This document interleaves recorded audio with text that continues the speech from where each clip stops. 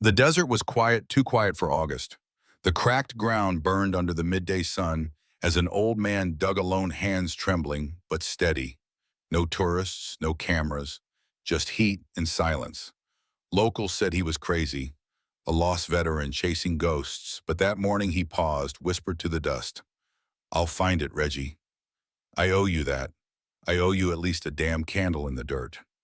Then came the sound, a roar from the sky. An F-16 fighter jet circled above. And for the first time in decades, someone noticed. His name was Frank Mallory, though most folks in these parts didn't know it, or if they did, they hadn't used it in years. In the town of Sage Hollow, the few who still noticed him called him the Desert Ghost. That's how he was remembered, a shadow that passed through the edge of town, bought canned chili and black coffee, and vanished again into the heat. He lived alone in a battered 1972 Winnebago tucked into a forgotten corner of the New Mexico high desert near the rusted fencing of an old military testing site. The vehicle hadn't moved in years, its tires sunk halfway into the sand. A chipped American flag drooped above the cracked windshield. It didn't wave often, but neither did Frank. He was 78 now, tall, once proud, once now bent at the shoulders like time had taken its toll, one vertebra at a time. His skin was sun-leathered, his beard a wild white mess, and his eyes, when he looked at you, didn't blink like most men's did. There was something fixed in them, not fear, not anger, just a quiet kind of weight. Frank had once worn the Green Beret. Back in 19 when he served with a Special Forces unit so deep in the shadows it didn't exist on any official record. Lancer 7, they called it. They were dropped into Laos when the government said we weren't even there.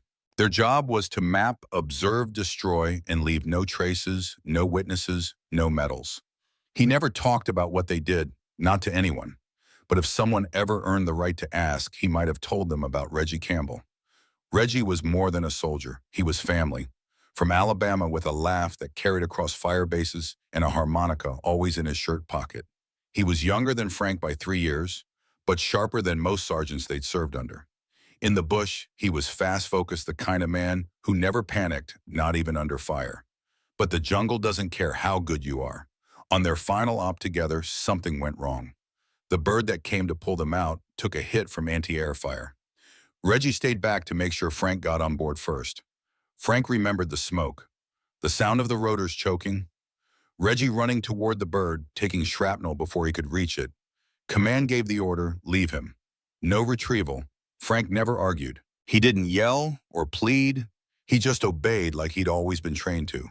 But inside something cracked, and it never healed. After the war, Frank disappeared. He tried living in El Paso for a while, working hardware. Lasted a few months. Got married once, too. That didn't last either. There were goats, then nothing. Eventually, he took the Winnebago west and kept driving until the pavement gave out. And that's where he stayed. Every morning, just before dawn, he'd lace up his old jungle boots, grab a spade, and step into the open desert.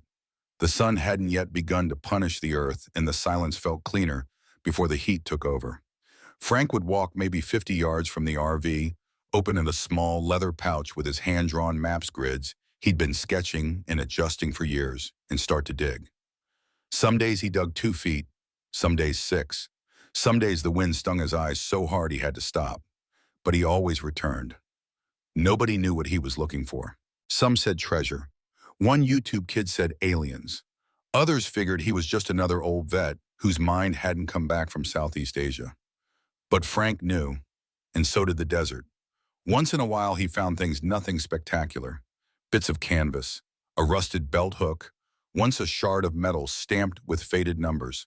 Every time he'd kneel, press his fingers into the earth, close his eyes, and whisper softly, "I'll find you, Reggie." I swore I would. He didn't talk to townsfolk much. When he came into Sage Hollow, he'd buy what he needed, speak no more than a few words, then disappear again.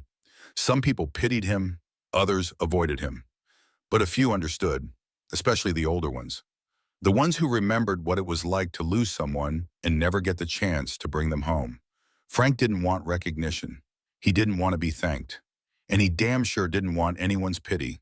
All he wanted was to keep a promise.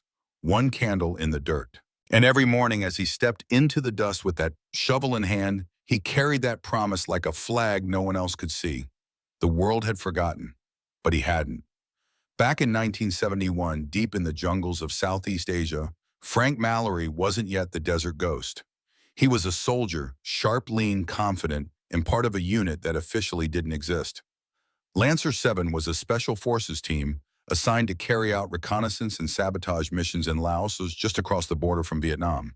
At the time, the U.S. government was denying any active military presence in Laos, which made Lancer 7's operations off the record, off the books, and off limits to failure. Their job was simple: on paper, parachute and observe troop movements, disrupt supply lines, call in airstrikes. But nothing about the terrain or the enemy was simple. They operated in small teams, 5 to 6 men at most, with no backup and no guarantee of extraction. It was just them, the jungle, and the silence of radio frequencies that often stayed dead for days. And in that silence, Frank had one constant: Reggie Campbell. Reggie was the kind of man you wanted with you when the night got too long and the odds turned cold. He was from Dothan, Alabama, born with that southern grit and charm, but when it came to combat, Reggie could flip a switch. He was fast, calculating, and fearless. He didn't talk big, he didn't posture. But if a man got hit, Reggie was the first to pull him out, no questions asked. Frank and Reggie were brothers in every way that mattered, and they shared a foxhole in Khe Sanh, then a jungle nest near Ban Phan Up. They'd taken fire together, stitched each other up, and once sat back to back through a 6-hour standoff with a North Vietnamese patrol less than 10 yards away. They didn't need to speak to understand each other. One glance was enough. They were a team, but every war has a breaking point. For them, it came in March of '71 during an operation that no one ever spoke of again. The objective was routine, at least on paper. Lancer 7 had been tasked with moving through a narrow valley outside Zipanlon, scouting enemy activity near a suspected weapons cache. They were told the route was quiet, light resistance if any, a quick in and out. But intelligence was wrong. They dropped in under cover of night, but by midday, they were engaged, trapped actually in a well-laid ambush. NVA troops had been waiting. It wasn't a coincidence. Someone had tipped them off. Frank still remembered the sounds, not the gunfire, not even the explosions, but the sound of trees snapping under machine gun bursts, and the radio spitting static as they called for exfil. The evac bird came in hot rotors, chopping the thick jungle air, barely able to find a clearing. As they sprinted toward the LZ, Frank and Reggie stayed at the rear, covering the rest of the team. Bullets tore through leaves, branches fell like rain. One man went down, then another. They dragged them both to the chopper, adrenaline doing the work that pain would punish them for later. Frank climbed aboard first, grabbing the skids, his rifle slung and chest heaving. He reached back for Reggie, who was just yards away when it happened. A flash, a blast. The tail of the chopper jolted from a shoulder-fired rocket, and Frank was thrown forward by the shock. When he turned back, Reggie was gone. The jungle swallowed him whole. The chopper lifted, lurching, burning fuel fast. The pilot yelled into the headset, command barked through the static, and then came the words Frank would never forget. "We can't go back. Mission terminated. We're pulling out." Frank fought, he shouted, he begged. But there were wounded on board, the rotor was hit, and the jungle below was a death trap. The choice was made. Lancer 7 made it out, but Reggie didn't. Back at base, they wrote the report. The mission was inconclusive, the location was redacted. Reggie Campbell's name wasn't even listed as KIA. He was marked as unrecoverable, a footnote in a file that no one was ever supposed to read. There was no funeral, no folded flag, no call to his family. Frank never forgave that. He stayed quiet because that's what soldiers were trained to do. But inside, something rotted. He left the service 6 months later. No retirement speech, no parade. Just walked off base one day and didn't come back. Over time, the world moved on. The war ended. Presidents changed. New wars came and went. But Frank never moved on. He carried Reggie with him, not in photos, not in stories, but in the promise he made in those final seconds, screaming into a sky full of smoke, "I'll find you, Reggie. I swear to God I will." That promise didn't fade, not through 30 years of wandering, not through aching joints and winter lungs, not through ridicule or isolation, because Frank Mallory hadn't lost a friend. He'd lost a brother, and some debts a man just can't die owing. When Frank Mallory stepped off the plane in 1972, The war was technically over for him, at least. The uniform came off. The discharge papers were signed. But peace that never came. He tried to do what they all told him to. He really did. For a little while, he worked in El Paso behind the counter at a hardware store.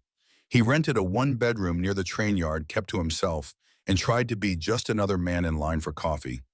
But even in sleep, he could still hear the rotors, still see Reggie's silhouette disappearing into that jungle smoke. He lasted 3 months before quitting the job without saying a word. He left the keys on the counter and never picked up his last paycheck. He drifted after that. Arizona, Nevada, Utah, Colorado. He tried towns big and small. He tried finding God in churches and forgetting in bars. He took work where he could, moving crates in warehouses, fixing fences on ranches, digging post holes in places so empty the dogs didn't bark at night. Nothing stuck. Sometimes people tried to talk to him. Nice people, lonely people, a few women too. But Frank never stayed long enough to explain the way his past still lived under his skin like shrapnel that never worked its way out. He wasn't running from something. He was looking for someone. And somewhere along the way, he realized exactly where he needed to go. It started with a map, not a military map, just an old road atlas he'd picked up at a gas station outside Flagstaff. One night in a diner booth lit by buzzing fluorescent light, Frank sat hunched over the creased pages and started retracing the area the mission had taken place near the end. Coordinates, elevation, tree lines, wind patterns, base proximity. He didn't need the names, they were fake anyway. But the land never lies. And everything pointed to one place, southern New Mexico. The more he looked, the clearer it became. The same curves in the hills, the same ridges, a dry basin near what was once a classified training and weapons testing site. The kind of location that never shows up on tourist maps but always had rumors. One of those off-limits zones where the fences were long gone, but the ghosts remained. That's where Reggie had to be. Not in Laos, not in Vietnam, but right here, on American soil, buried under 50 years of silence. Frank didn't hesitate. He bought a used 1972 Winnebago Brave off a mechanic near Las Cruces, filled it with canned food, gas cans, and old army tools. He said goodbye to no one, turned south, and drove until the pavement turned to gravel and gravel turned to sand. Then he parked, got out, and started digging. There was no plan beyond that. Each morning he walked out 50 to 60 yards from the Winnebago shovel and hand compass around his neck. The desert stretched out endlessly, a landscape of dry breath and red soil. Most people would have seen emptiness. Frank saw possibility. He sectioned the land into invisible grids, dug in one until the earth got too tough or the wind kicked up. Then he'd shift the flag's move over 10 feet and begin again. Nobody told him to do it. Nobody offered help. But Frank didn't need permission. He didn't even need hope. He had a promise. To the few locals who saw him at the edge of town, Frank was a curiosity. Some said he was ex-military. Others figured he had lost his mind in the desert heat. A few thought he was hunting gold, one of those treasure-chasing old-timers or chasing myths with a shovel in a dream. But none of them ever stopped to ask. Not really. And Frank didn't care what they thought, because every time his shovel struck the dry soil, he imagined Reggie's voice saying, "You better not give up on me, brother." And Frank would reply out loud to no one, "I'm still here." Through blazing summers and bitter winters, he stayed. He fixed the leaks in the roof himself, repaired the radiator twice, lost 20 pounds one year when the heat nearly took him. Once a coyote chewed through his food supply. He chased it off with a rusted crowbar, cussing the whole way, then laughed for the first time in months. He was alone, yes, but not abandoned, because somewhere beneath that sand was a man he swore not to leave behind. Most people spend their last years winding down. Frank Mallory spent his digging toward something, toward a memory, toward a promise, toward the day when someone would look down and say, "There you are."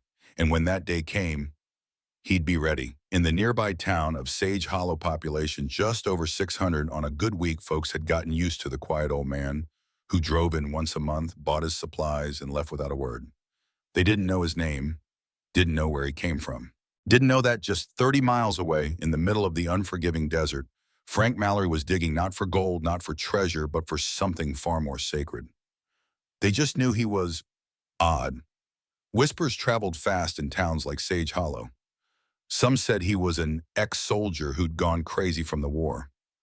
Others figured he was one of those government doomsday types building a bunker in case the world went sideways. The teenagers were the worst. A group of them once followed him from town, filmed him digging with their phones, and uploaded the clip with the title, "Desert Grandpa Digs for Aliens." It went semi-viral enough to get laughs from strangers who didn't know the weight behind his silence. In the video, Frank never looked up, never reacted. He just kept working one shovel at a time. A few people believed he was out there chasing old Spanish gold lost treasure buried beneath the sand. Some talked about ancient maps and secret tunnels. It gave the locals something to gossip about at the diner. But the truth no one ever asked. Not really. They didn't know that every hole he dug was a prayer, that every bead of sweat was a wordless tribute to a brother left behind. That Frank wasn't chasing ghosts or myths, he was trying to bring one home. Still, not everyone was cruel. There were a few who understood something deeper was happening. Nancy, the woman at the general store, always packed an extra bottle of water in his bag without charging him. Harold, the town's retired mechanic, left a box of canned chili by the fence near where Frank parked sometimes. Never said a word about it. No one offered charity. They offered dignity, quiet gestures to a man they didn't understand but somehow respected. Because even in a town full of doubt, some people still recognized what duty looked like, even if it came with a shovel, and 50 years of silence. It was just after dawn when the desert wind calmed to a hush, the kind of stillness that made Frank Mallory's ears ring with memories. The air was dry, but it wasn't hot yet. That early light had a gentleness to it, the only mercy the desert offered before noon burned it all away. Frank walked out from his RV like he had every day before, boots laced, shovel in hand, compass swinging at his chest. He moved slow now. His joints ached more than they used to. The dry air cut deeper, but the fire inside him that never faded. He chose a new grid, 10 feet east of where he'd been digging the past week. The ground was looser here. He knew the signs, knew how Earth behaved after impact, how decades of heat and pressure disguised what was once violence. His hands were steady as he cut into the soil layer by layer, eyes scanning every handful of dust. Then a sound, not the sound of metal clanking or stone breaking, just a faint crunch. Different. He dropped to his knees. Carefully, he brushed back the dirt with his bare fingers, slow as a man touching holy ground. And there it was, a fragment of cloth torn sun-bleached but unmistakably military. Beneath it, partially buried and rusted, a metal insignia, warped from heat but still intact. And on it, barely visible beneath the rust, was the name Campbell. Frank stared frozen, his breath caught in his throat. The desert around him seemed to disappear, like it was folding into itself, pulling back 50 years, to that jungle, to that last moment when Reggie had vanished into the smoke. He held the tag in both hands. His lips trembled. And then, for the first time in decades, Frank Mallory broke down. He didn't sob like a child. He didn't collapse. He just sat there, shovel beside him, shoulders shaking as silent tears cut tracks through the dirt on his cheeks. "I told you I'd find you," he whispered, voice raw. "I never stopped looking." What Frank didn't know, what no one in Sage Hollow knew, was that for nearly 6 months, a low-level Pentagon surveillance program had been tracking heat and motion data across several old military training zones. Frank's digging patterns had triggered enough anomalies that analysts flagged it, but nothing ever came of it. Just a lone civilian, likely harmless. But that morning, the signal changed. One analyst, a junior officer out of White Sands, noticed something different. A thermal pause in a familiar grid, followed by a short, erratic burst of movement, the kind that happens when someone finds something they weren't ready to find. A call was made, quiet, internal, off the record. And then 20 minutes later, the sky above Frank roared. He looked up, blinking against the rising sun. A gray streak crossed the horizon, then turned sharply, circling low and slow. It was an F-16, not a training flyby, not a stray patrol. This jet was watching him. Frank stood up, instinct pulling his back straight, like he was still in uniform. He shielded his eyes, watching the aircraft glide above him in a wide arc. Once, twice. It didn't buzz past, it didn't move on. It circled, deliberate, like it was marking something, like it had found what it came to see. Inside the cockpit, the pilot had received only vague instructions. Confirm human activity in Sector 27B. Report visual. Do not engage. But what he saw through the cockpit glass gave him pause. A lone elderly man standing still in the middle of nowhere, holding what looked like dog tags against his chest.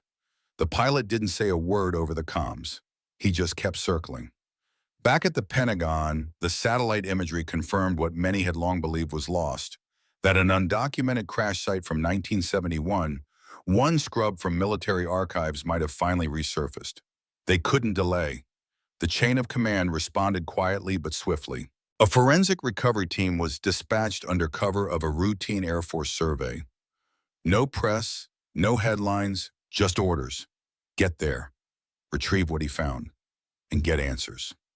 Out in the desert, Frank stood motionless, eyes still fixed on the fading sky. He tucked the tag into his shirt pocket and exhaled. He didn't know if anyone was coming. Didn't know if the military would bury this again like they buried Reggie, but he felt it. Something had shifted. The silence had cracked. And somewhere deep in the halls of the very system that had once left them behind, someone was finally listening. The morning after the jet circled overhead, the desert was anything but quiet. It started as a low rumble, deep, steady, unmistakable. Frank Mallory had heard that sound before decades earlier in a jungle halfway across the world. But this wasn't a memory. This was real. From the eastern sky, a Black Hawk helicopter came in slow over the hills, sand whipping into clouds as it descended toward the makeshift clearing near Frank's RV. Its blades stirred up 50 years of dust, 50 years of silence, 50 years of waiting. Frank didn't move. He stood at attention like it was 1971 again, his boots planted, the spine-straight dog tags still resting against his chest. When the aircraft settled and the doors swung open, a group of soldiers stepped out in full-dress uniform. Among them, a man in his late 50s, chest full of ribbons, stepped forward. He wore the insignia of a lieutenant general, and his boots hit the ground like thunder.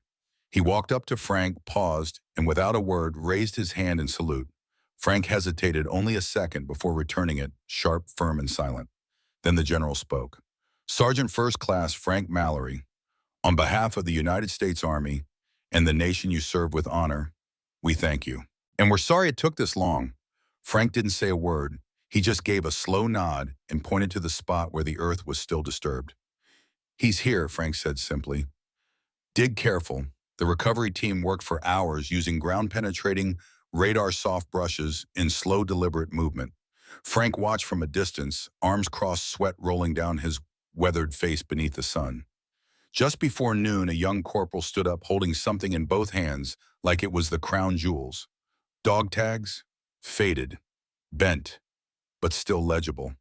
Campbell R., U.S. Army. OPOS. Moments later, they uncovered fragments of bone, a boot sole, and inside a rusted ammo pouch, a harmonica still intact, still silent. Frank turned away. He didn't need to see more. He already knew. He'd known all along. By nightfall, the story had moved far beyond the desert. A reporter from El Paso caught wind of the military presence. A photo of Frank standing beside the general made its way onto local news. From there, it jumped to national broadcasts. CBS, Fox, CNN. The headline was the same everywhere. Vietnam veteran finds missing brother in arms after 50 years of searching alone. They called it extraordinary. A story of persistence, of honor, of loyalty beyond death. There were calls from senators, from retired generals, from people Frank hadn't spoken to in decades. An invitation came from Capitol Hill, another from the Pentagon. They wanted ceremonies, interviews, medals. Frank didn't want any of that. He made one request. He looked the general in the eye and said, "Let him go home." That's all. A week later, Reggie Campbell was flown home to Dothan, Alabama. His remains were buried with full military honors, 21-gun salute folded, flag the works. His family, long gone, had only distant cousins left, but the entire town showed up. Vets from every branch lined the cemetery road in full-dress uniform. Some saluted, some wept. At the front stood Frank, not in dress uniform, not in medals, just in boots and the same olive drab shirt he'd worn every day for the last 10 years. Cleaned, buttoned, and over his heart he wore Reggie's tag. When the final note of taps echoed through the trees, Frank whispered almost to himself, "You're home now, brother." Back in New Mexico, the RV still sat under the desert sun, quiet again. Frank stayed a few more days before he packed up. For the first time in decades, his map was folded away. His shovel rested. He hadn't gone out looking for attention. He'd gone out to keep a promise. And now it was kept. They offered him medals, statues, TV appearances. He turned them all down. Because in the end, Frank Mallory didn't want the world to know what he had done. He only wanted one man's name to be remembered. And now it was. The skies over Arlington National Cemetery were clear that morning, the kind of crisp blue quiet that somehow made the ceremony even more solemn. Rows of white headstones stretched into the horizon, each marking a life once lived in uniform, each one a silent witness to sacrifice. But today, all eyes were on a flag-draped casket under the shadow of a wide oak tree. Reggie Campbell had finally come home. The honor guard moved with precision, each step measured, each breath timed. The folded flag rested gently in the arms of a young Marine. The crowd stood still as the minister read words about duty, loyalty, and a sacrifice that had waited 50 years to be acknowledged.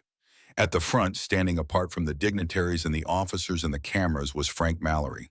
He wore the same olive green dress uniform he'd been issued in 1971. It was a little faded, the fabric thinned at the elbows, but it still fit.